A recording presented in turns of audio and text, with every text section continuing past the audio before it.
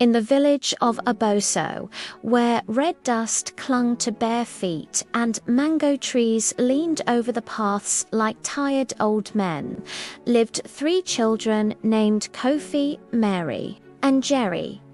They had lost their mother when Jerry was still very small, and after some years their father Kojo married again. At first, their new stepmother Amma seemed kind. She spoke gently and brought small treats for the children, and for a short while the house felt almost warm again. But kindness that is forced does not last long. When Amma's mother, Nana Serwa, came to live with them, everything changed. Nana Serwa was old, but her eyes were sharp and restless, and her voice carried the weight of command. She said she had come to help, but soon she ruled the house. Not long after her arrival, Kojo fell ill and died, and with him went the last protection the children had. From that day, Kofi, Mary, and Jerry became servants in their own home. They woke before dawn, worked until their backs ached, ate last, and slept on the floor. If anything went wrong, they were blamed. If Amma or Nana Serwa were angry, the children felt it on their skin. At night, when the house was quiet, Mary once heard them whispering.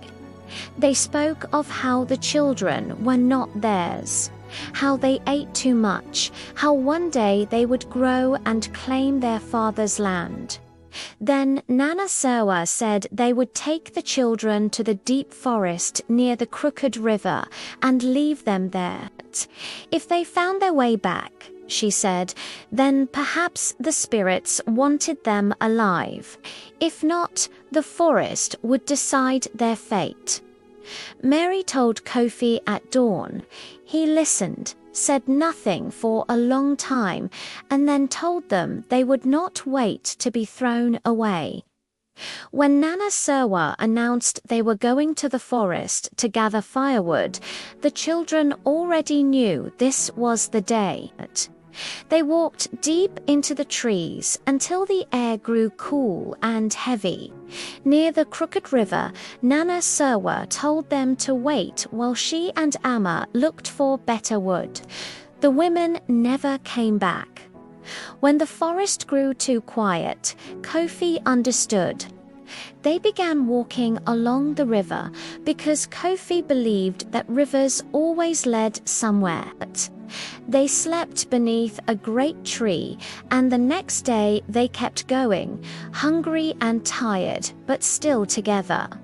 They passed through a strange, quiet village, where an old man gave them a small calabash of river ash and told them the earth could answer questions if they listened well enough.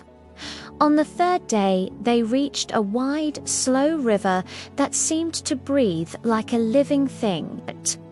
When they pushed a broken canoe onto it, a mist rose and a voice called each of their names. The river told them that Nana Serwa had stolen their father's rain drum, the drum that could call the skies, and that if they wanted to live freely, they must return what was stolen. Though they were afraid, they turned back, traveling by night and hiding by day. They reached the house while Ama and Nana Serwa slept.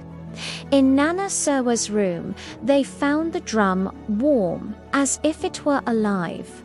When Jerry struck it, the sound rolled like trapped thunder.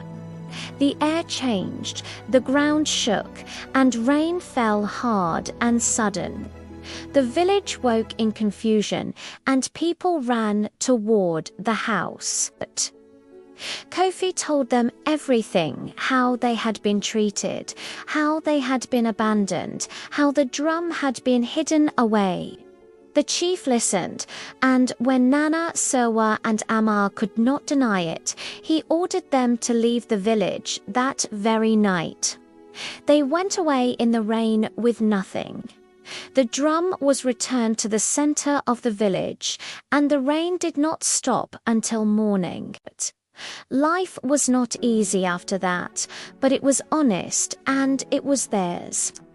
Kofi worked the land, Mary learned to trade, and Jerry kept talking to birds. And sometimes, when the river swelled and the wind was quiet, they could hear their names in the water and knew they were still remembered.